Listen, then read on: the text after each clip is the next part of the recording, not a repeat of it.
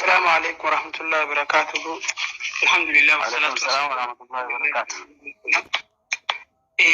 أن يرون ما تقول عايزين بفيه غيروا يا درا من كان نتفادو يعني تقولين كان نتفادو أصول جل زاني تكتاب زاني تي شيخني زاني دبين سادا أكا جمنا قلتم توفي أكا يروهم ده ديني أصول تين فائدة غرغراتي في سانو مانو ديبيني ولدولن دولهم بينه وجين فلم يقولون غاري متي هذا يوم قب لما فا يرو إساني وجين فلمن اللي نما قرآن في حديث دقومتي جج شيخ ساخيني جلدي ملالتي ما خيني ولينتم خيني قويتك وكذجو خيني قمنا قويتك ودبسو ديته شيخني أكل انجلني أكسن جلني انجاني نما وجين فلمني ملي نما قرآن في حديث خيستي أكنا جراج يعني وجين فلمني متسان مالف جنان شيخني ثاني شيخ ثانيتي نما مدالا أما حقا في حقا توربو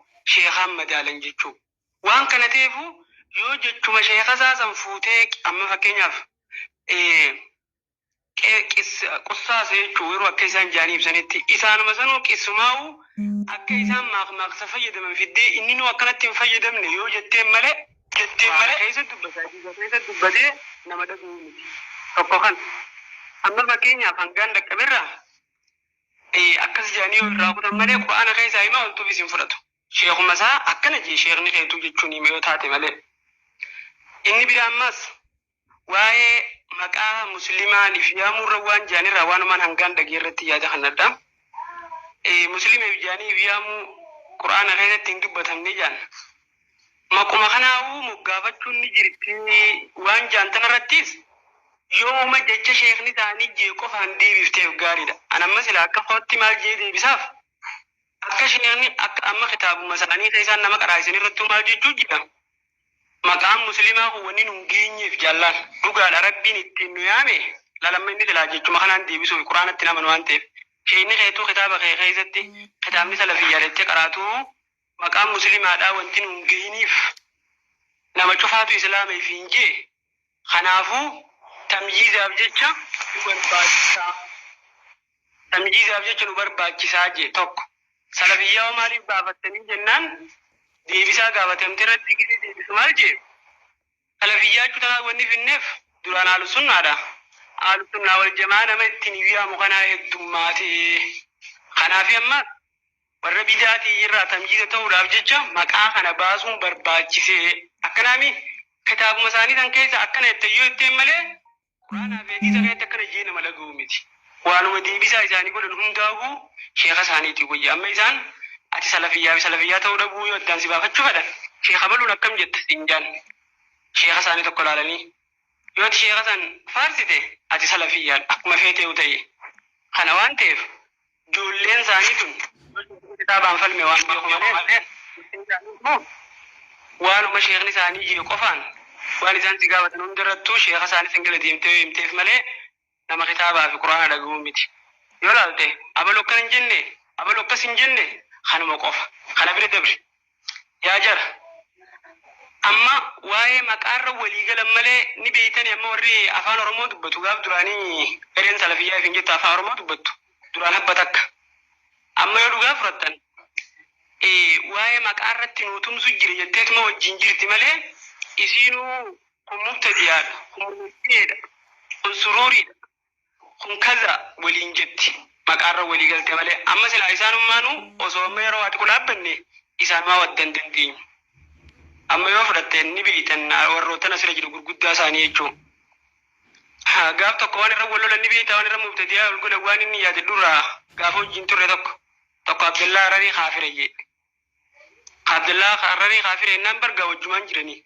غيا خان برودي لغنا فيديتما ابلو مبتدئا لانه اثبت مساله تكفير المعين تعيين انما خفرسيسون انجرت مبتدئا دوكي ولراخاسي osoo wal arrabsanii isa wal geessan gandaa fi ganda wal arrabsuu seenan jechuun Sheekh Abaluu ati harargee ta'uudhaaf yoo arrabsite anis ganaa Sheekh Abaluu waan inni bakka akkasii ta'eefin arrabsa hangasitti achi waliin galan jechuun anamma akka kootti hammaan argetti isaan firraa jecha sheekha isaanii jala deemtee isaan sanii hojii yoo itti falmitee ragaanis waan inni siin jiru hundaa'u isarratti deebifte malee wanni biraa takka hin jirtu.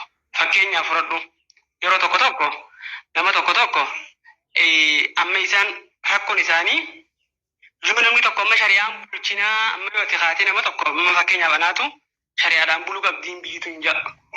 Yoo akkas maal jedhan beektaa osoo ta'uu hin barsiisini waa'ee shari'aatiin buluudha jaajanii kanaan sidduu lallaa amma nama tokko hojjaa beeke.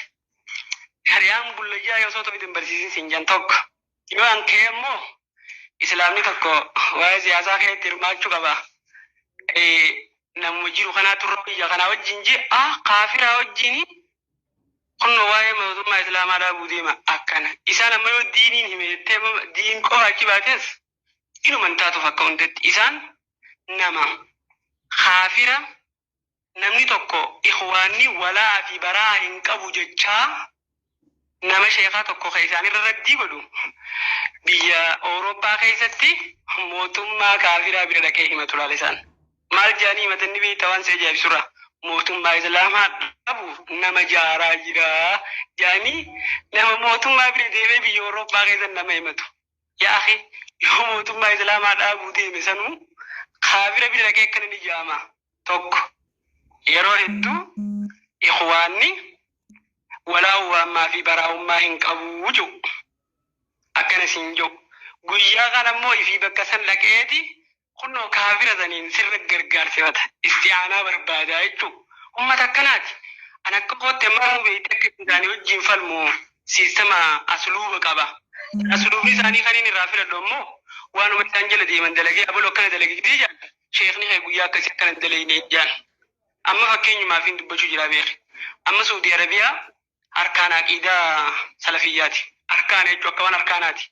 Yoo namni tokko Suudii dubbate Suudii arrabsa dhaggeeffadhu. Amma Suudiin tun miigaaf duraanii mootummaa toohidaatii minaamin kana mee haajamu. Zaman haasaanaa kan amma wanni irra qabnu hedduu jiraachuu dandeenya. An fakkeenyaaf hin kaasu jira beektee hammaan argetti akka isaanii hojiitti falman.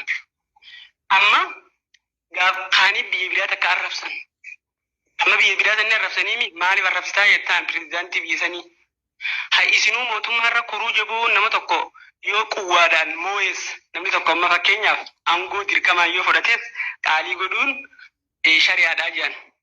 Tuquun ta'u yoo inni faasiqa ta'es hattaa wayin zana ala shaashaati tilfaaz mubaasharatan jedhan akkanaa miti yoo badaa ta'es jechuudha beek.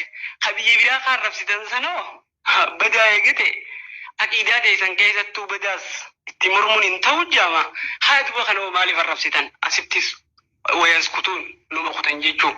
An ummata akkanatti waan isaan jala deemanii wal dha'u tanaan himuudha malee yoo fedhan akkamsi hin jaan abaluu maaliif arrabsisa gitu jaan. Bara biyya kanaa keessa beektu daaraa jira humuuraa gurguramaa farshoo akkas ta'a. Qubbiidhaatu qabriirra jira siin jiru. Suudii keessa bakka kanaatii jira duboo gizeetteen alla ikhwaana jaanii kutan dalagaan isaanii tana. Yoo fete amma nama tokko footoo nama tokko wajjin ka'a. Footoo san fidanii footoo san irra dhukkee irraa faasan. Kasaanii keessaan duraan faarsaa jiran guyyaa kan isaa footoo nama ajaa'ibaati wajjin ka'a. Yaa subhaanallah isaanii dubbatuun argitu. Guyyaa kan akkamsiin jira namni munkaraata irratti akkami callisa yoo akkana wajjin falma malee hin jirtu. Dhaggeeffadhu. Amma islaaminaan shari'aa irraa qulqullii nuti siyaasaa mijarri kan jira siyaasaati jaan. Eewwaa kottu. Liibiyaa keessatti sheekni isaanii guddaa nu beekdal jaabirii jaanii beekamaadha. Eenyu deeggara garee siyaasaa keessa jira. Gareen siyaasaa santan Khaliifaa Haftar namni hundi beeka. Amma Khaliifaa Haftar sanii wajjin jirti salafiyyaan biyya Liibiyaadhatti. Dubbaa asittoo yaaqii duraan nama siyaasaa keessatti hirmaatu maal keessatti hirmaatu namni san mubtadiidha namni san daalluu mudilli du'aatun alaabu'aa bijaannami akka migideetteen amma asitti yoo ikhwaana maal jeetuma fiif jechaa qote jechuudha. Mubarridaata barbaadaa yookaanis ummanni ummata akkana wajjin falmanii malee dalagaa isaanii jala deemanii ummata quraanaa fi hadiisaa wajjin mormanii miti. Yoo isinitti dheereessuu baadde dhiifama. Ammas ummanni kun hayyoo kottu salafiyyaadha.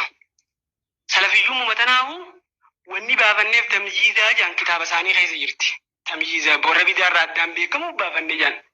tun laafifaa fi amma tokko bar maqaa kanaaniif yaamuudha morman maal morman naajini salafusaalii beekama akkuma amma dura jaan namni mormulleen hin jiru dubbii namaatiif keessaa qottanii amma isaa yoo fudhatte tamyiizaa fi baafannee jaan firqaa bidaarraa hayyee warri salafeeyyee ifiin jiru amma dhibba meeqaan tamtee khasheenni kee mubtadiyaadha jiruun khasheenni kee kitaaba isaan qara'in jiru heddummaa ta'e ammaa soo maqaa biraa maan baafanne ree tamyiizaaf warri salafeeyyee ifiin jiru heddummaa ta'e akkuma al-sunnaa wal jamaan heddummaattetti eegaa tanaas amma kitaabuma isaanii keessa jirti qabi kana wanni takka tabeeytu amma namni hedduun garee tana asliirraan beeku akka gareen tuwwaa dhibba meeqa haraam godhaa turtee arra ammoo halaal gooti yaa akhi garee tana jechuun garee amata 5 dura nama tokko jechuu TV irratti daawaa godhuu qofaaf sheetichi sun ikhwaana amala ikhwaanaa qaba amalli ikhwaanaa kana kunno isaaniif ni viidiyoodhaan daawaa godhuun arge eegas booda gaa warree akka haraaminaa itti fufsiise san numa jira beeytee hangee warree ilaan gaarraatti haraami jiru jarri kan jalaa garagalanii jiran mee akkam goota dhaggeeffadhu ammaas ijoolleen afaan oromoo dubbattu tun taamma salafiyyaa deettee hidhu tuni yoo ragaasii fiddu amma yeruma salafiyyaa kanaa bakka meeqa jiranii waddaan baafanne bakka meeqa garee meeqaantamii amma fakkeenyaaf namuma sheekni isaanii kan isaan jala deeman kun mubtadiyaadhaarraan gara hin jiru faadha laala baluu akkana siin jeesii fida laa yaarifu waanuma dhagee bicha beeka malee maquma bicha beekanni nama ammoo inni akkana jeessa ragaan fidaaf jiru kun nama akka amma nuti jirru kana jiru jechuudha nama ahlu sunnati wal jamaa kamin ayin isaa salafus saalih kagaruu hizbii tana keessa hin jirre kagaree tana keessa hin jirre jechuudha jamaan isaanii garee akka ta'e hin beeku jechuudha kanarra dhaabbatee inni immoo nama gartee fagoo irra dabran arraarra jechisaadhaan ragaadhatee jenam namaa fide garuu isaan waan sheekotti isaanii dubbii wal dhoytu ta isaan walit duulan ammas waan isin ajaa'ibsiisurraa nama bar isaan abalu yoon jaalanne abaluu kana yoo ati isan faarsine ati minhaajarraa baataa bar sheekni isaanii akka waan usuulaatti ta'e jechuu usuula furuwallee osoo hin ta'in usuula jechuu maal sinjaan abaluu fi abaluu faadhaan nama fatanii bar qormaanni ta'e sheekuma isaarraa si gaafachuu qormaataa beeka qormaata ittiin dabartu qabrii keessattuu garuu akkasii gizee biraan garuu marrabbukaa tanaa akkasii jijjiiruun oolan jeetii yaadeewan silattuu isaan beetee sayyida isaanii jala deemanii wanti isaan hin habaalees gabaafaa deema sa'aatiin deemu jirti isaa hodhutee jira iraamni sachi deemte sa'aatiin laa inshallah akkasiin saawara kon qabu haasawa barkullee haasawa jira sheddura nuti nama arke beena nama arkee wajjiniin haasaa'ee isaan wajjiniin yaada isaa fudhate barbaanna amma afoo nama dadhabe dhiifama goonaa fi akkam jettu maal ammoo akkasi Abdulatiifi eeywa Abdulatiifi nama isaan jala bu'ee isaanillee bakkaatee waa hundarraa bareerraa waan taateef hanga tokko haa ibsu hawaasaaf murtaddii jedhin gaaf tokko irra katabaniiti akka murtaddiin qaamni siidhaan rahamaatetti inni irraa hamaadha jiran tokko isarra barreesse. Obboleettu haasa'u jiraati dhiisaa haasa'u. Ani ijoolluma hundaanuu wanti hin jiru gamanaa fi gamas jechuu osoo hin ta'in jara kana osoo niifin akkanuma jala deemuu hin ta'in mee waanuma isaan kalee jaanii bitaarra jaan qofa laala. Isin namni isaan deeggartan kaas keessa jirtan hundaa'u waggaa 3 dura maal eenyuun nama fatananii nama waggaa 3 dura ittiin qormaata nama dabarsan sun jechuu qormaataati islaama bar ta'uu jechuu arroo eenyuun nama dabarsanii kakalee ittiin nama dabarsan san arra akkam ta'e inni akkana yeroo tokko amma nama tokko gidii dubbatan bara abaluu tazkiyaa godhe sin jaan duba abaluu san kalee gaafa tazkiyaa godhe gabuudaa kana maaliif itti garagaltarre maaliif itti garagalu tokko ammas yeroo hunda masaalaan isaan qabatanii deeman beeyte selattuudhaa waa hunda qophii godhan isaan akkuma jiraa fidanii qophuma godhan warri keenya kaas jiru kunis amma isaan yeroo tokko milikkatee waan irraa guddaan siin jiru mootummaa dhagartee balaaleffatu. Ka biyya Arabaati. Achi as fiden jechuun waan achii asii walitti hin deemne ilaala. Akka waa hundi qophiittuma taate tokko kana. Ammas deebi. Mi obboleessa kee namni tokko yeroo garsu booyuun mee milikata ikhwaanaati. Arki ammas milikata isaan jaanii poostu godhaniirraa arki. Booyaa gorsa namaa himuudha. Arki dalagaa isaanii. Ammoo osoo gaafa kaan akkamsiin jan deebiini laakkunoo gorsa keessa nama kofalchiisan. Ilma namaa takkuwaa ittiin itti akka xiinxalu goota malee siin jan. Miskiinna kiyya keenya taasisi kun dhuga naayyaa. Isaanii boo'icha milikata ikhwaana namaan jiruun harku yaaqi. Mee deemu gisee biraa laale. Nama booyaa gorsu. Nama san deebi'anii maal jaaniin milikata ikhwaana irraa kun hogguu gorsu booyuudha. Dhaggeeffadhu. Kana bira qotti. Amma yeroo tokko namni adiliidha haasa'a. Adilii haqa dalaguu, haqa dubbachuu. Haqa dubbachuun kunis ammas milikata ikhwaanaati. Amma deebitee haqa wal keessatti hawaasni kun dalaguu qaba yoo jettees dhaggeeffadhu. Islaamni laafaadha jaalatan isaan islaama da'iifa yoo amma namni tokko namni muslimaa akka islaamaatti rakkataa keenya yataamaa ijoollee abbaan qabu manni barnootaa tokko jiraatee ri'aayaan godhamuufi qabdi kunuunsi godhamuufi qabdi yoo jeemma goote milikata ikhwaanaati. Milikata ikhwaanaati arki dhagiyaa. Amma hadiisa ergama Rabbi alayhi salaatu wasalaam hadiisa itti fidu hadiisa isinumatti fide taawwee. Haya milikata ikhwaanaati. Haa uummanni kun amma diin islaamaa diiguu dhufe moo jaaruu dhufeetta. Qoti san bira. Ammaati yoo hawaasa islaamaa kana hawaasni masgiida irraa fagaatanii daawaa garuu muhaadiraa qopheessitanii hawaasa sayyaamanii akka isaan godhan milikata ikhwaanaatti ture eega boodaa kan amma garuu tana isaanillee eega dalaguu eegalan. Milikata keessa numa milikata jaanii poostuma goote ilaalama ijoolleen isaanii sheektichi dur jeebi sheekni kee dubbii irraa garagalee hin jiru qophii godhatee too deeman hin beeku qaasilaa beekee haasa illaa dubbii irraa deebi'ee jire jeeti dhiisaammi arraas gisee siimu mucaan oluma kee milikatuma kana siime jechuun milikata abbaan isaa dhiisee biraa qote kana yaa subhaanallah. Yaada qophiitii akkasii gaa ammaas tokko namni quraanaa fi hadiisa gala deemu haaqiidaa takka qabu waliin dhabuumi. Isaan kan ammas milikata garee siyaasaa ta'uu isaanii garee maqaa diiniin ijaaramte ta'uusiidha yeroo takka illee waliin galtu. Amma fakkeenyaaf salafiyyattiimi takka waliin galtu. Yeroo hunda isaanumaa addaan dadhabu argita. Ammas kijiba walirra kaa'u tanaas xiqqoo takka istihaa heerumaa qabanii akka waan kijibni halaalii. Amma jechootaan anjee kana akkanuma kee odeessee jechuu keetiin duratti jala deemii ilaali dura mee silattuu beektee gisee wal qaraa'isan isaan sagalee olii erganii sagaluma sheeka keetii deemituma dhaggeeffadhu. Ka jala deemtan dhaggeeffadhu akkuma isaan wal godhan yeroo hunda jechuu waa haraareessuu fi waa haraameessuu yoo taate amma isaan akkuma waan kitaabaaf godhanii akkuma waan kitaabaa. Amma isaan waan ta'u quraana keessa hin jirtu jechuun irra sheeka badu hin jirtu jeen irra hojjaadhaaf. Nuti wanni balaaleeffan taqliida jedhan namni akka isaanii muqallideedhaan uma hin argamneewu. Kanummaan akka muqallidee waan si ajaa'ibsiisurraa nama tokko hogguuniif ni qomatan. Kaafaan isaan beeyne kaafaan inni dubbateen hin beeyne nama tokko irratti goone jedhaniituma akkama lafaa kaanii waadilee takka jedhanii tanaas yoo baruu feete isaanuma dhaggeeffadhu akkanuma akkaanii jechuudha. Sunis amala dalagaa isaaniiti. Yoo feete amma magaalaa biyya tana keessa jiru bakka garagara ni jiran isaan kana hunda duraan garree turre.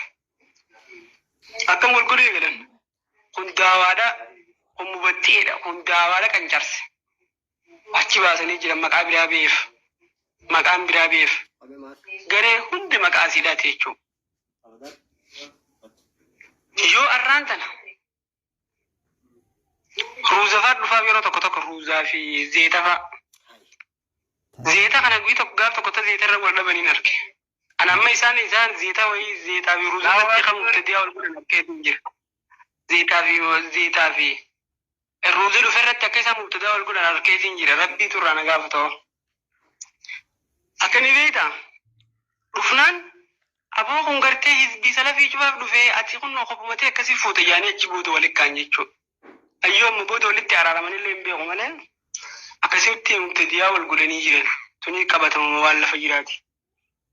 Amma isaan ikhwaanii lafa wal jaaran akkas wal godhan akkana wal jaaran jaan diin keessa wal jaaruun hin jirtu jaanii bar hayi gareegaree uumuun hin taatu haraam isin jaaniimi.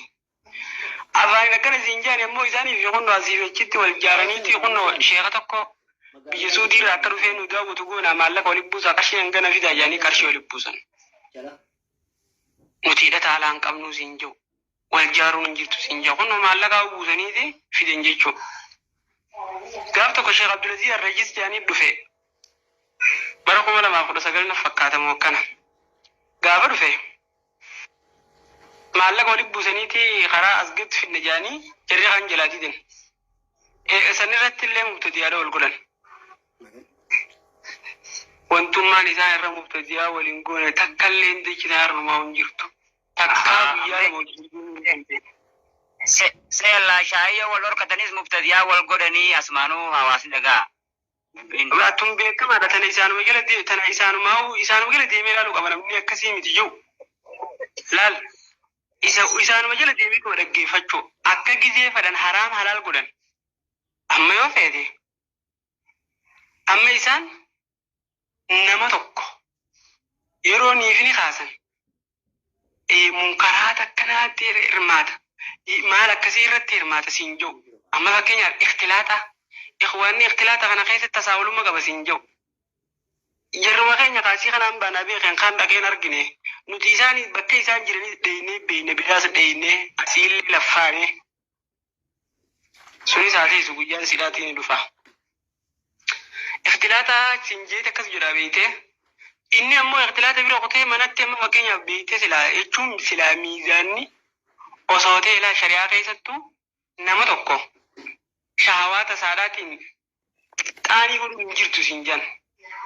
Nama tokko fakkeenyaaf waan hawaaf dalagu fedhinnaa lubbuutiif jecha waan dalagu.